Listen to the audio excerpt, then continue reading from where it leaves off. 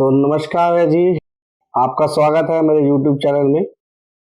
तो आज हम बात करने वाले हैं दो यंगस्टर की, जिन्होंने अभी कल ही हमें टैच जिताया है। आप लोगों ने भी देखा, आप लोग भी सोच सकते हो मैं किसकी बात कर रहा हूँ।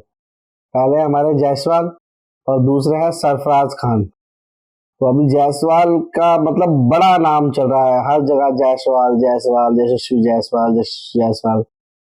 तो अभी एक छोटा सा इंटरव्यू आया उनके कोच का। तो उनके कोच ने जो इंटरव्यू दिया है उसके हवाले से मैं आपको कुछ बातें बताना चाहता हूँ जायसवाल के बारे में। तो हम पहले जायसवाल की बात करेंगे, उसके बाद बात करेंगे सरफराज की, सरफराज खान की। ठीक है। तो उनके जो कोच हैं ज्वाला सर, उन्होंने कुछ बातें बताई हैं जायसवाल के बारे में। तो जायसवाल के बारे में उन्होंने ये बताया है कि जायसवाल को उन्होंने पहली बार आजाद मैदान में देखा था। तो आजाद मैदान में जब पहली बार उनको देखा तो उनका एक फ्रेंड है, ज्वाला सर का एक फ्रेंड है, उन्होंने बताया कि यार एक लड़का है जायसवाल नाम का, तो अगर तू उसकी कुछ मदद कर सकता है तो मदद कर दे। तो उन्होंने बोला चलो ठीक है देखता हूँ। तो उस टाइम जायसवाल नेट कर रहे थे, तो जस्ट वो नेट से बाहर आए तो ज्वाला सर ने पूछा उनसे कि भाई कहाँ रहते हो। तो ज्वाला सर को जायसवाल ने बताया कि भाई मैं टेंट में रहता हूँ। तो उनको थोड़ा सा अजीब सा लगा, अरे यार 12 साल का लड़का और मुंबई जैसे शहर में टेंट में रहता है। तो बोला माता पिता कहाँ है। तो उन्होंने पूछा उनसे कि माता पिता कहाँ है। तो जायसवाल ने जवाब दिया कि जी मैं यहाँ पे अकेला रहता हूँ। तो कुछ कहानी जायसवाल ने जो बताई उनको, उनके अकॉर्डिंग वो कहानी उनके साथ वो सिमिलर लगी जो उनके जीवन में उनके साथ हुई थी। तो ऐसा हुआ कि मतलब वो उनको भी थोड़ा इमोशनली हो गए वो भी कि यार ये सेम कहानी मेरी बता रहा है, तो यार अगर मैं इसकी हेल्प कर सकूं तो मैं करूंगा, उन्होंने सोचा। फिर फिर वो उनको अपने घर ले आए और फिर उनसे कुछ बात बात पूछी। तो वो मेंटली बड़ा डिस्टर्ब था, मतलब डिस्टर्ब ऐसे था वो, काफी मतलब खेल के आया था। और उनके सर ने मतलब ज्वाला सर ने भी उनसे पूछा भाई तूने क्या किया है अभी तक। तो उसने बताया मैंने 100 लगाया, 200 लगाया है। तो उसने उन्होंने बोला कि ठीक है तूने 200 लगाया है तो कुछ उसका प्रूफ वगैरह दे। तो उसने दिखाई पेपर की कटिंग वटिंग के, भाई देखो मैंने यहाँ पे 200 लगाया है। उसके बाद फिर उनसे पूछा गया कि भाई ठीक है कोई बात नहीं, आपको मैं सिखाता हूँ, कोई बात नहीं आप रहो हमारे साथ। फिर कुछ चीजें उनके सामने आई धीरे धीरे। लड़का बिल्कुल लो कॉन्फिडेंट है, मतलब बिल्कुल मेंटली बिल्कुल डिस्टर्ब था वो और बिल्कुल कमजोर सा था। तो फिर सर उसको लेके गए डॉक्टर्स के पास, तो डॉक्टर्स ने बोला इसको इंजरी वगैरह है और कुछ ये ट्रॉमा से गुजर रहा है। फिर उनसे पता लगा, जायसवाल ने बताया कि भाई उसे बड़ा मिसगाइड किया गया, गलत सर्टिफिकेट बनवाए गए जिससे उभर ही नहीं पा रहा था वो। फिर एक मैच आया जिसको मैच के लिए उन्होंने बोला कि भाई ये मैच मुझे खेलना है, बट जैसा बोला मैं इस साल ये मैच नहीं खेलूंगा, मैं अगले साल खेलूंगा। बट उनके सर ने बोला कि नहीं तुझे खेलना पड़ेगा। इसी से अंदाजा लगा लो एक 12 साल के लड़के को किस तरह से जो बाहरी दुनिया है कितना घुमाती है। अब ये लगा लो इतना घुमा दिया उस बच्चे को कि वो एक मैच खेलने से घबरा रहा है कि अगर मैं मैच खेलूंगा तो मैं बैन हो जाऊंगा। ये लगा लो आप, इससे अंदाजा लगा लो कि दुनिया में कुछ अच्छे लोग हैं तो कुछ बुरे लोग भी हैं। तो अच्छे लोगों की जो क्वांटिटी है ना वो बहुत कम है और बुरे लोगों की जो क्वांटिटी है ना बहुत ज्यादा है। हमें अपनी लाइफ में हमेशा ध्यान रखना चाहिए कि हमें कुछ काम बड़े सोच समझ के करने चाहिए। जो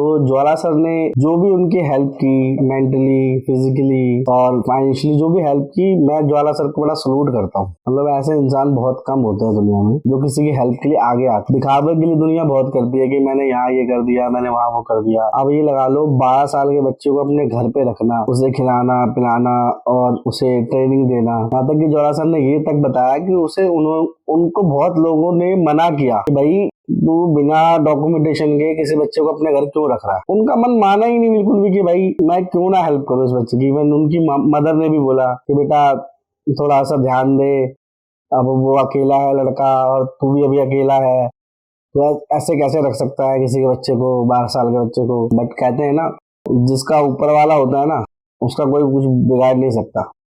तो बस वही है। फिर उन्होंने बताया कि धीरे धीरे गेम आगे बढ़ी और फिर उनको जो प्रॉब्लम्स हुई वो बताया, उन्होंने ज्वाला सर ने बताया कि यार उसके गेम में कोई प्रॉब्लम नहीं आ रही थी मुझे, कि वो गेम खेल रहा है, उसका परफॉर्मेंस कैसे जा रही है, परफॉर्मेंस उसकी अप थी हमेशा।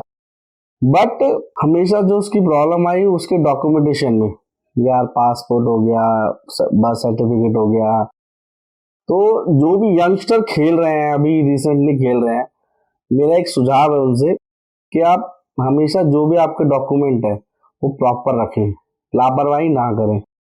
चाहे वो बर्थ सर्टिफिकेट से लेके हो, चाहे वो आधार कार्ड से लेके हो, चाहे वो पासपोर्ट से लेके हो, ये आपके जीवन में धीरे धीरे आपको हेल्प ही करते हैं। कुछ बच्चे क्या करते हैं कि क्रिकेट की धुन में ना 10वीं तक खींचते हैं, उसके बाद वो क्रिकेट में घुस जाते हैं, उसके बाद क्या आगे की एजुकेशन लेते नहीं, क्योंकि वो ये बोलते हैं यार सचिन भी तो 10वीं तक पढ़ा था।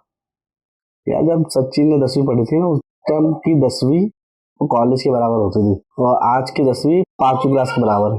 तो आप ये ध्यान रखो कि आप अपनी स्कूलिंग पूरी करो, ग्रेजुएशन करो, मतलब पढ़ाई के साथ खेल भी करो। मैं आपको ये नहीं बोल रहा आप रेगुलर करो, बट पढ़ाई करो, एटलीस्ट पढ़ाई करो, मतलब आपका दिखाने के लिए कुछ तो हो।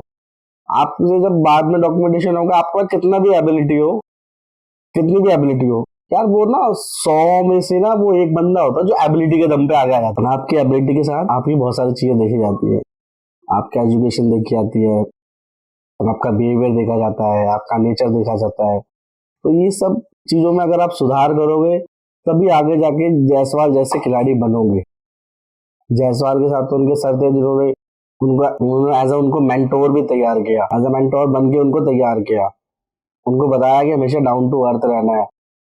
अगर आप बड़ा शतक बना रहे हो या 100 बना रहे हो तो ज्यादा आपको कूदना नहीं, ओवर कॉन्फिडेंट नहीं होना है। तो ये सब आजकल की जो यंगस्टर है जो क्रिकेट खेल रही है, मैं बस उनसे ये गुजारिश ही करूंगा कि जब भी आप खेले हो, कूदो, कुछ भी करो, तो छोटी छोटी जो चीजें हैं उनका भी ध्यान रखो। तो उनकी फैमिली से भी गुजारिश करूंगा इस चीजों की। तो ये ज्वाला सर से पूछा गया कि ये जो बड़े बॉलर के सामने का प्रेशर है वो हैंडल करने का उनके अंदर, मतलब वो जो मेंटेलिटी वो कहाँ से आई। तो उन्होंने एक सीधा साधा एक आंसर दिया कि आजकल के जो बच्चे हैं वो आईपीएल खेल रहे हैं, आईपीएल में बड़े खिलाड़ी भी होते हैं, छोटे खिलाड़ी भी होते हैं, तो सारे खिलाड़ी होते हैं। तो ऑलमोस्ट उनके साथ उन्हें खेलते खेलते खेलते खेलते वो एक हैबिट बन जाती है, तो वो प्रेशर धीरे धीरे रिलीज होता चला जाता है। तभी आज जायसवाल जब बड़े खिलाड़ियों के या बड़े बॉलरों के सामने खेलता है तो बेबाक होकर खेलता है, क्योंकि वो एजिटेशन निकल चुकी है। अब आज का वक्त नहीं एजिटेशन होने वाला। कितने मंच हो गए, आप पहले अंडर 19 खेलते हो, फिर आप फर्स्ट क्लास खेलते हो, फिर आप आईपीएल में आपका नाम आ जाता है, तो आईपीएल में बड़े बड़े बॉलर को खेलते हो, तो वो हेजिटेशन का तो कोई मतलब ही नहीं बनता। तो वो प्रेशर झेलने की वो जो ताकत होती है वो आ जाती है तब तक, तभी बच्चा इंटरनेशनल खेलता है। तो इसलिए आज जायसवाल जैसा भी खेल रहा है वो आईपीएल की भी कुछ देन है। सर ने एक भ्रम, जो सबसे बड़ा भ्रम था आज तक, वो भी तोड़ा है।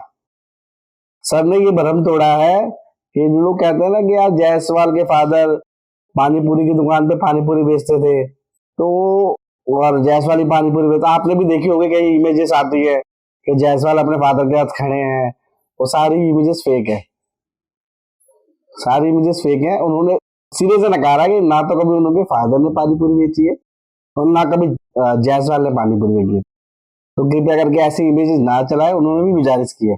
हाँ, उन्होंने ये कहा है कि जब वो रहते थे, जब उन्होंने शुरुआत की थी, तो कभी कभी पानीपुरी वालों की हेल्प कर देते थे।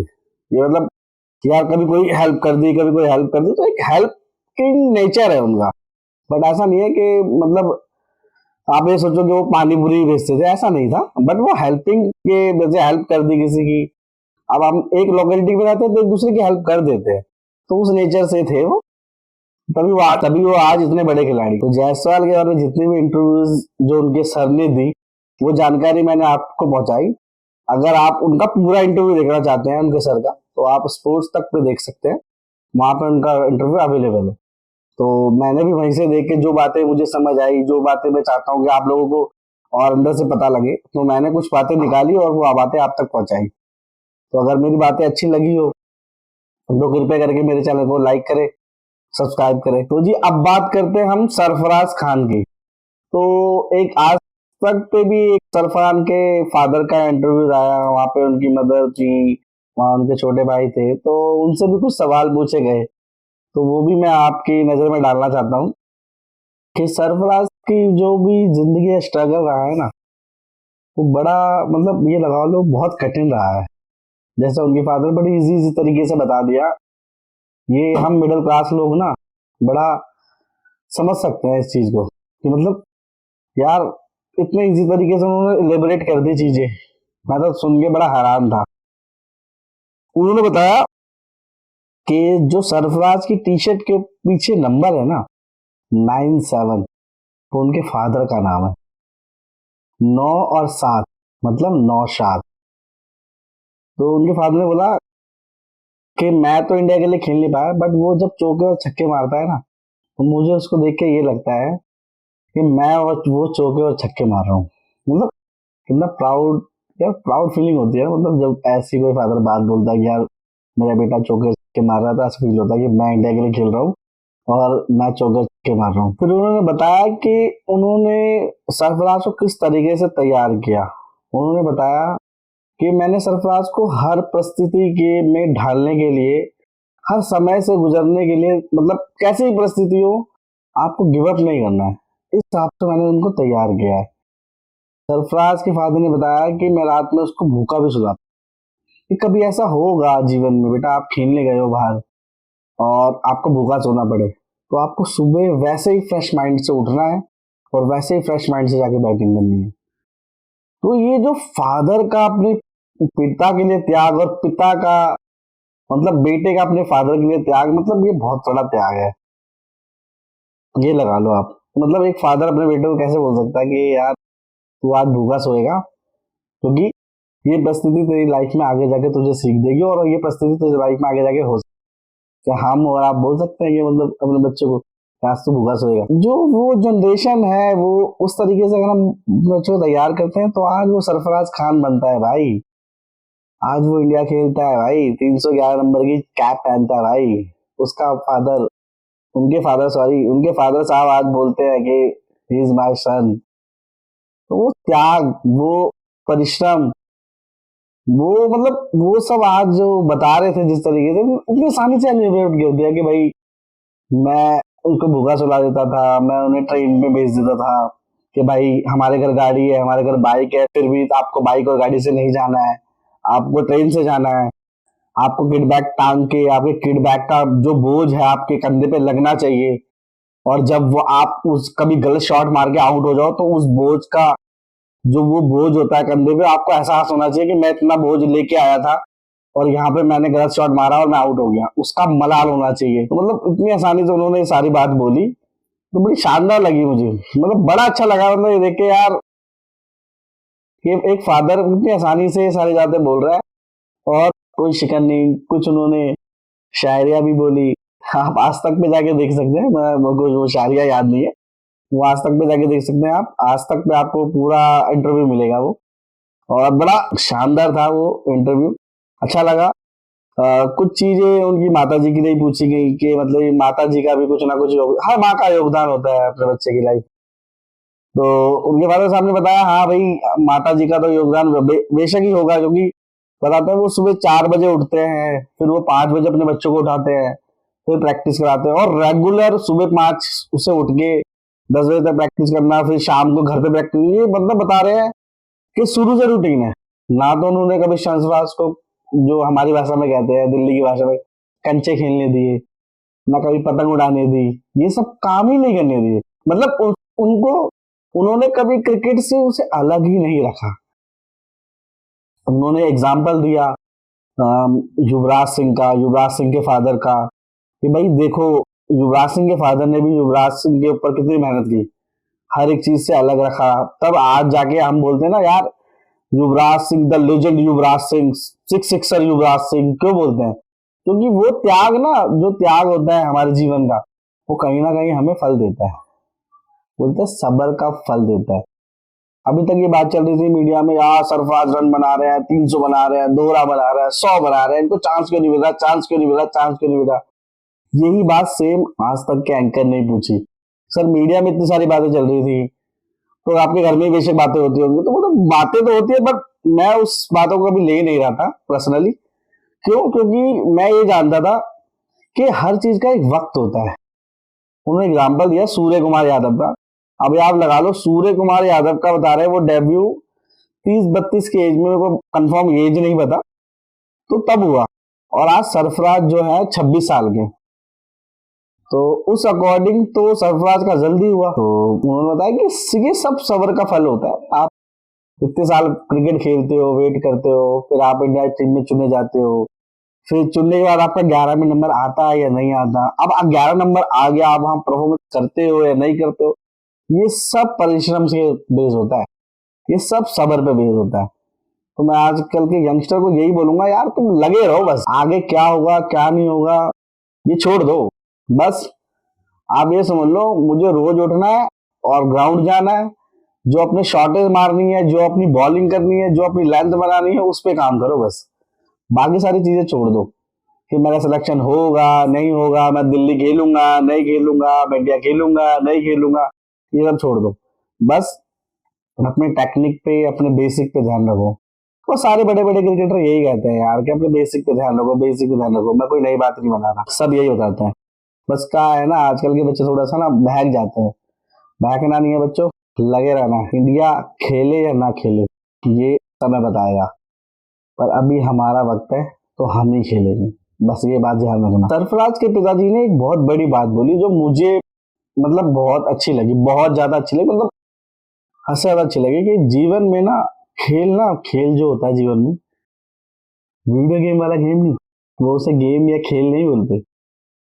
मतलब आप क्रिकेट ले लो, आप पकड़म पकड़ाई ले लो, आप छुपन छुपाई ले लो, ठीक है, ये जो गेम है ना, आप फुटबॉल ले लो, आप हॉकी ले लो, ये ना हमें हारना सिखाता है। पता है, जब इंसान हारता है ना, जब हारता है तब उसे बाउंस बैक का ना एक एक मतलब बाउंस बैक करने का ना एक तरीका आता है कि आज मैं हारा हूं, कल मैं जीतूंगा। जो यही चीज जो आज हारा हूं और कल जीतूंगा वाली चीज है ना, ये जब एक बार बच्चे में आ जाती है ना, तो वो बनता है सरफराज खान, वो बनता है जायसवाल। तो यही थी कहानी सरफराज और जायसवाल की, जो उनके कोच और उनके फादर साहब ने हमें बताई और हमने आपको बताई। तो अगर आपको कहानी अच्छी लगी हो, अगर स्टोरी अच्छी लगी हो, आपको लगा हो कि हाँ हम जीवन में कुछ कर सकते हैं, तो हमारे चैनल को लाइक कीजिए, सब्सक्राइब कीजिए। धन्यवाद।